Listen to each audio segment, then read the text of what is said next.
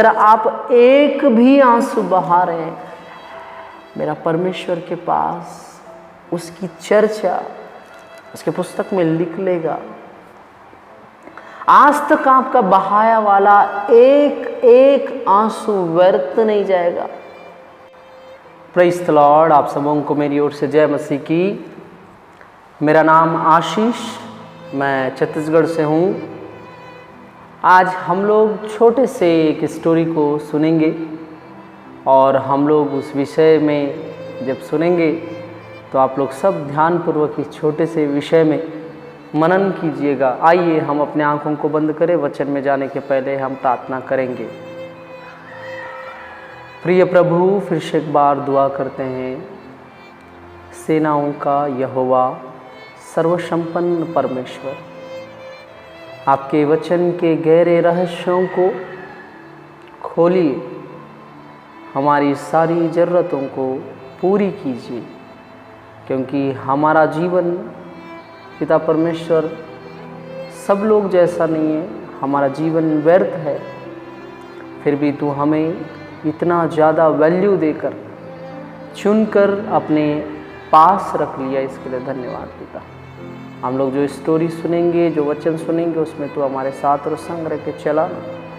सारा आदर महिमा तुझको देते हुए यीशु के नाम से मांगता हूँ पिता, आमीन। एक बार फिर आप सबों को मेरी ओर से जय मसीह की। हम लोग एक काल्पनिक कथा है, मीन्स कहानी है। ओरिजिनल तो नहीं है, लेकिन कहीं ना कहीं ये ओरिजिनल लगता भी है। एक बार परमेश्वर स्वर्ग में रह के अपने स्वर्गदूतों को आज्ञा दिया कि जाइए आप और मेरे लिए पृथ्वी से कुछ अनमोल चीज़ों को लेके आइए। तो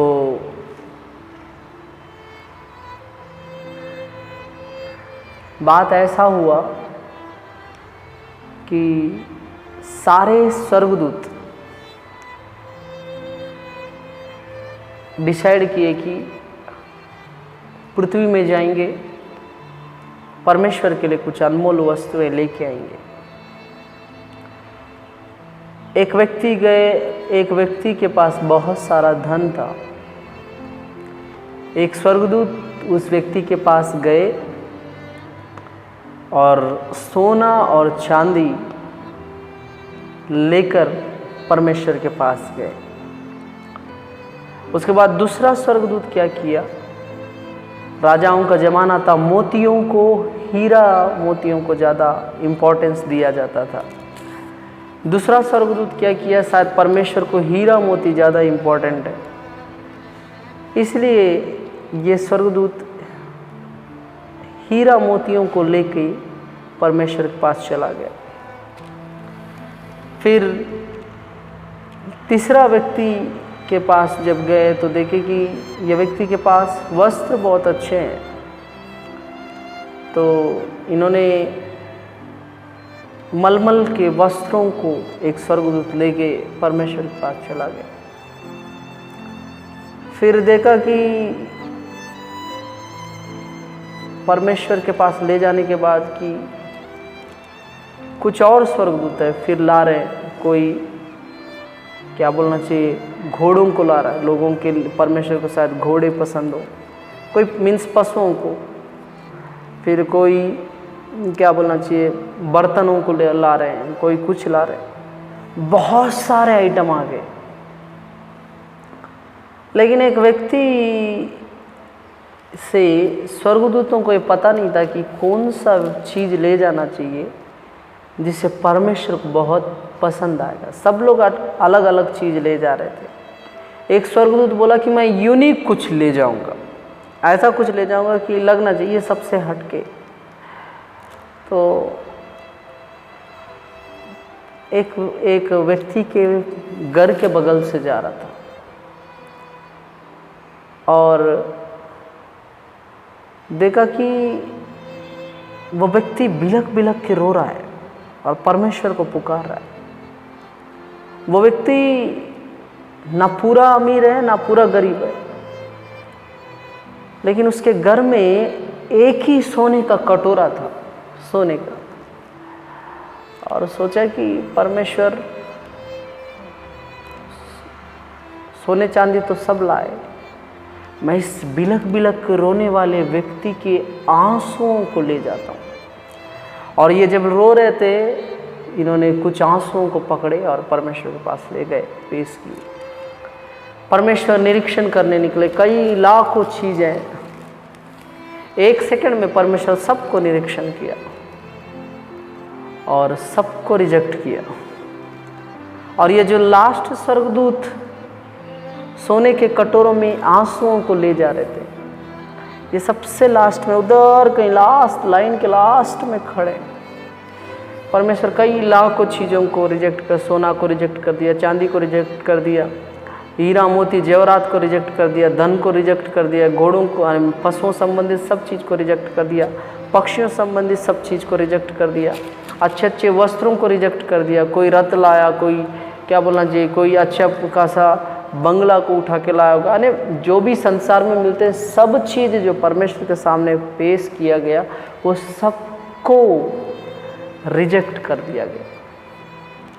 सब स्वर्गदूत डिसअपॉइंट हो रहे थे कि परमेश्वर को हमारा लाया वाला चीज़ क्यों पसंद नहीं आ रहा है। फिर लास्ट में परमेश्वर ने देखा कि एक छोटा सा सोने का कटोरा है, उसमें क्या है समझ में नहीं आ रहा है, दूर थे। फिर परमेश्वर पास जाके पूछे कि ये क्या है। उस स्वर्गदूत ने कहा कि एक व्यक्ति आपका नाम ले लेके रो रहा था और ये उसके आंसू हैं, और मैं जब उन आंसुओं को लाने की कोशिश कर रहा था, मेरे को कुछ नहीं मिला, इसलिए मैं ये सोने का कटोरा उसके घर में पड़ा हुआ था, मैं इसमें लेके आया। परमेश्वर ने कहा कि ये सबसे इम्पोर्टेंट चीज़ है, मेरे को सबसे ज़्यादा पसंद आने वाला चीज़ है। परमेश्वर को लोगों का रोना पसंद नहीं है, ये हमेशा याद रखिएगा। वो रोने वालों को हंसाने आया।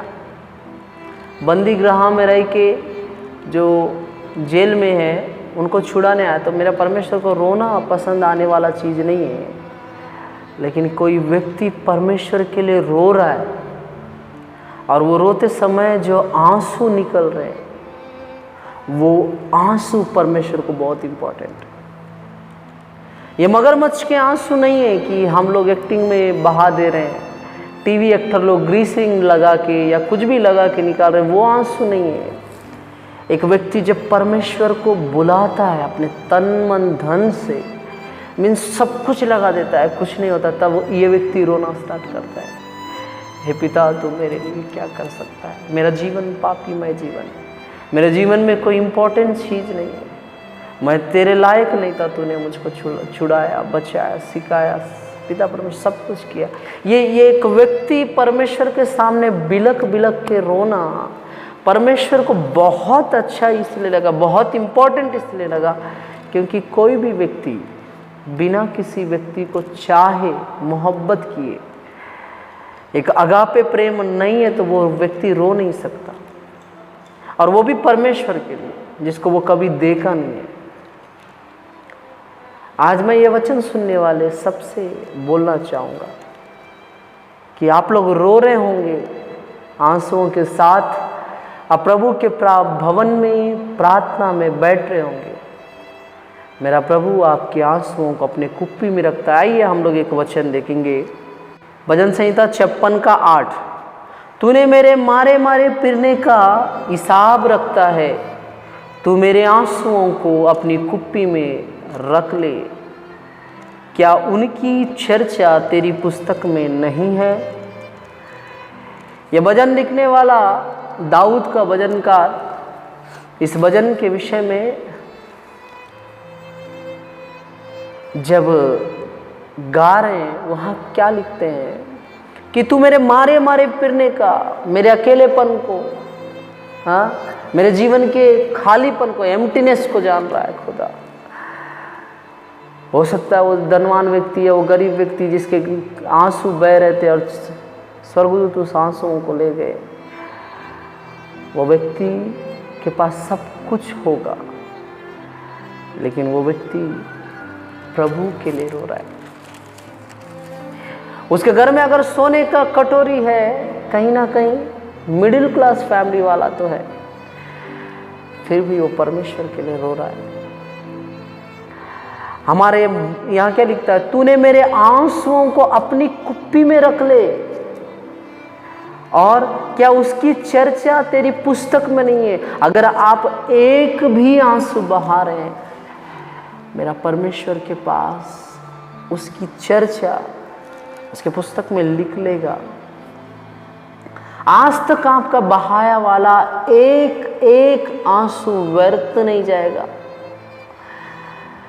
क्योंकि एक व्यक्ति तभी आंसू बहाता है जब वो बहुत दुख में है या उसको प्रभु से बहुत प्रेम है, मोहब्बत है। मेरे प्रिय प्रभु के लोगों, मैं आपसे बोल रहा हूँ, आप विश्वासी हैं, पास्टर हैं, आप सेवा के लिए रो रहे हैं शायद, आप अपने जीवन को लेके रो रहे हैं शायद, आप अपनी आवश्यकताओं को लेके रो रहे हैं शायद, आप किसी भी चीज के लिए आंसुओं को बहा रहे हैं शायद। कोई बात नहीं, मेरा परमेश्वर सबके आंसुओं को जानता है। वो अपने पुस्तक में उनकी चर्चा लिख लेता है। क्यों लिख लेता है? वो जानता है मेरा बच्चा कितना आंसू बहा रहा है, मेरा बच्चा को कितना दुख हो रहा है। क्योंकि बाइबल में लिखा है कि दूध पिलाने वाली माता तुझे भूल सकती है, लेकिन मैं तुझे कभी ना भूलूंगा, कभी ना त्यागूंगा। देख, तू मेरे दृष्टि में अनमोल और प्रतिष्ठित ठहरा है। परमेश्वर के नज़रों में आप अनमोल और प्रतिष्ठित है। इसलिए मैं कहना चाहूँगा, ये वचन सुनने वाले बहन भाई, आप किसी भी विषय में परमेश्वर के सामने रो रहे होंगे। जॉब के लिए हो सकता है, घर के लिए हो सकता है, गाड़ी के लिए हो सकता है, अच्छा आत्मिकता के लिए हो सकता है, अच्छा आराधना करवाने के लिए हो सकता है, अच्छा वचन बताने के लिए हो सकता है, नहीं शारीरिक हो, आत्मिक हो, वो कुछ भी हो सकता है। अगर आप परमेश्वर के सामने आंसू बहा रहे हैं, मेरा परमेश्वर को वो सबसे अच्छा गिफ्ट है। आपका आंसू व्यर्थ नहीं जाएगा। आपका मारा मारा फिरना, मारे मारे फिरना, आपका गिड़गिड़ाना, आपका रोना, आपका बिलक बिलक के रोना, कभी वो खाली नहीं जाएगा। इसलिए हमेशा याद रखना, मेरा यीशु आपसे प्रेम करता है। और एक व्यक्ति जब दूसरे को प्रेम करता है तो वो दूसरे के आंसुओं को देख नहीं सकता। तो आपके लिए तो वो अपनी जान दे दिया, आपको रोते हुए वो कैसे देख सकता है? और मैं कहना चाहूँगा, मेरा प्रभु आपके रोने को जान के आपको वास्तव में आपके रोने की दर्द को दूर करेगा, मैं विश्वास करता हूँ। आइए हम प्रार्थना करें।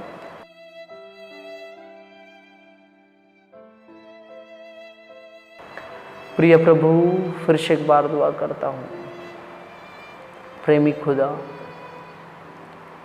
तो हमारे आंसुओं को जानता है, अपनी कुप्पी में रख लेता है पिता हमारे आंसुओं को, और अपने पुस्तक में उसका हिसाब रखता है। आप जानते हैं खुदा,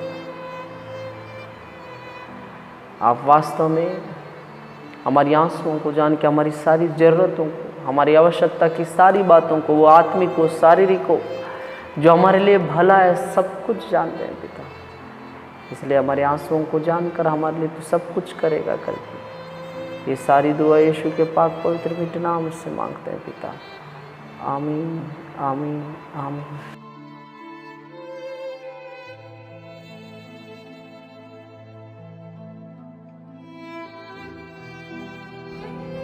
मेरे चैनल को सब्सक्राइब कीजिए, बेल आइकन को दबाइए, मुझे इंस्टाग्राम और फेसबुक पे फॉलो कीजिए। जय मसीह की।